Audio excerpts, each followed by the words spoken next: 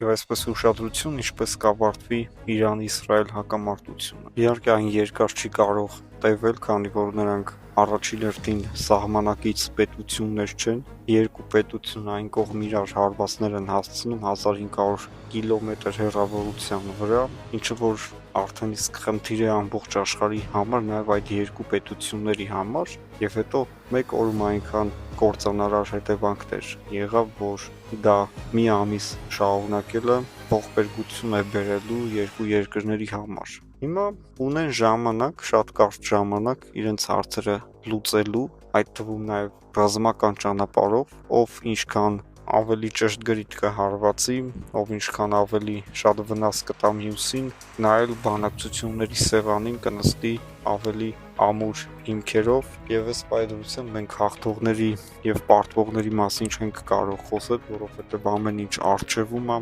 Սկզբից իհարկե Իսրայելը խփեց բավականին ուժգին,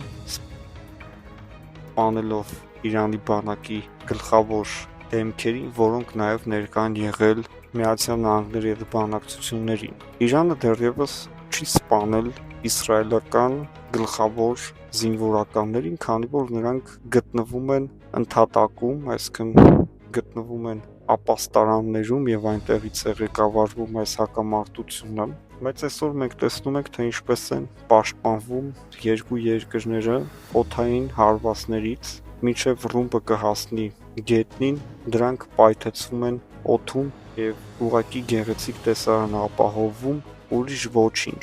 Սա է ժամանակակից պատերազմը եւ մենք պետք է մեր ունեցած բացերը կարողանանք լրացնել։ Մենք պետք է այսօր նայենք այս կռվին, պատկերացնենք մեզ, որ եթե լինի սպառնալիք, այդ սպառնալիքը շատ քիչ է տարբերվելու սրանից եւ մենք պետքա գիտակցենք, որ այսօր զենքի կռիվ չի, այսօր ռումբերի կռիվ է եւ Հայաստանի Հանրապետության իշխանությունները պետքա մտածեն ռումբեր եւ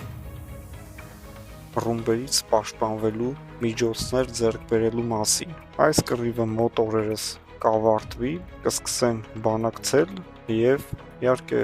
վերջնակետ չի կարող տրվել, քանի որ նրանք ողերին թշնամիներ են, Իսրայելը սպանել է Իրանի առաջնորդներին, ռազմական, որը Իրանի կողմից երբեք չի կարող ներվել կամ դառնալ գործարքի ինչ-որ փոխանակում, որ նրանք մոռանան այդ կատարվածը։ Նրանք լինելու են միշտ թշնամիներ եւ այս հակամարտությունը դեռևս տարիներով ընթանալու է, անընդհատ մեկը մյուսին հարվածելու է, միջև կողմերից մեկը ահավոր չթուլանա։ Քանի որ Իսրայելը ունի Ամերիկայի բացարձակ աջակցությունը, Իսրայելը կշարունակի դիմակայել, քանի որ բոլոր պետություններն էլ Իսրայելին խփելուց առաջ մտածում են Միացյալ Նահանգների արձագանքի մասին, թե ինչպիսի պատասխան կտա Ամերիկան դրան, բայց Միացյալ Նահանգները Իսրայելը ստեղծել է, որպեսզի կարողանա կառավարել արաբական աշխարհը, մերձավոր արևելքը, ուղղակի Իսրայելը իր համար գործիք է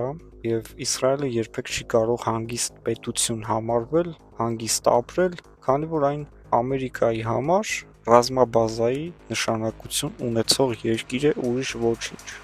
Եվ այսպես ուշադրություն ամբողջ աշխարհը հետևում է Իրանի եւ Իսրայելի միջև տեղացող հրթիռակոծություններին, շատ լայնածավալ պատերազմ է սկսել եւ որը կարող է ներգրավել ամբողջ տարածաշրջանը, ամբողջ աշխարհը։ Իհարկե բաժանվում է աշխարհը երկու մասի, մի մասը աջակցում է Իսրայելին, մյուս մասը աջակցում է Իրանին, եւ այս բաժանումների մեջ Հայաստանի Հանրապետությունը ընտրեց իր ուղղությունը, մենք աջակցում ենք Իրանին, բայց ոչ թե ռազմական առումով, այլ ուղղակի դատապարտում ենք Իսրայելի միակողմանի հարձակումը Իրանի ուղղությամբ։ Մենք այսօր կխոսենք նրա մասին, թե սա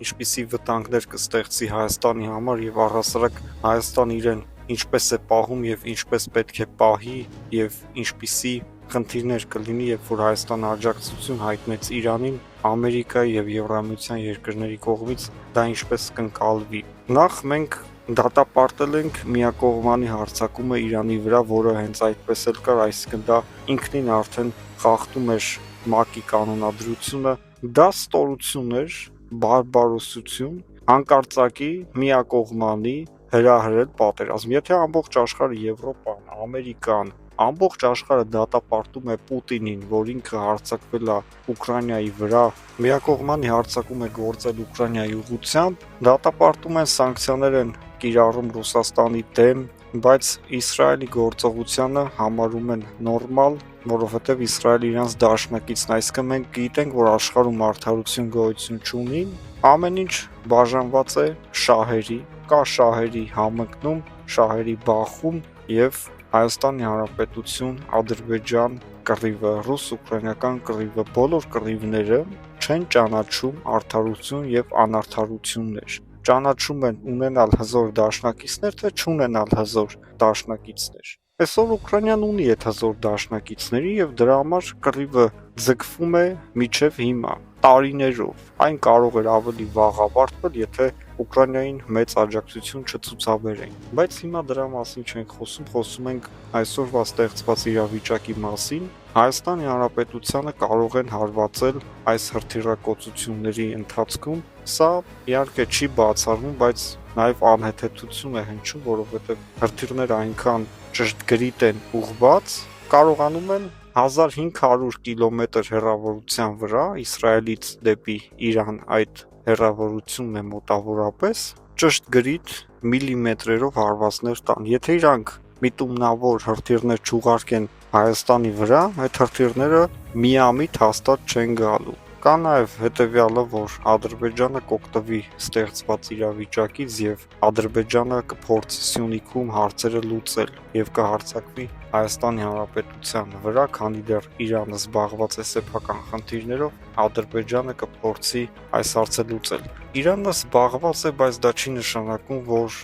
ոչնչացված է։ Իրանը տեսնում է իր շուրջը ինչ է կատարվում։ Իրանը գիտի, որ Ադրբեջանը Իսրայելի բացարձակ դաշնակիցն է եւ շատ առումներով նաև Ադրբեջանը աջակցել է այս հարձակմանը, Իսրայելին աջակցություն է ցույց տվել եւ այսօր Իրանի եւ Ադրբեջանի միջև իհարկե դա բացահայտ իրենք չեն արտահայտում, բայց կա լարվածություն եւ հանկարծ եթե Ադրբեջանը փորձի Սյունիքում հարցեր լուծել, դա կտա Իրանին լեգիտիմ հնարավորություն Ադրբեջանին ուղիղ հարվածներ հասցնելու, քանի որ Սյունիքը իրենց համար կարմիր գիծ է եւ այնպես է չի, որ մենք նստելու ենք սպասենք, թե ով է Սյունիքի վրա հարձակվելու կամ ով չի հարձակվելու։ Ցանկացած վտանգի դեպքում Հայաստանի Հանրապետության պաշտպանության բանակը ի վիճակի է համահունչ պատասխան տալ մեր ունեցած նոր զինտեխնիկան եւ հին զինտեխնիկան օգտագործելով Հայաստանի Հանրապետության անվտանգությունը լիարժեք կարող ենք ապահովել։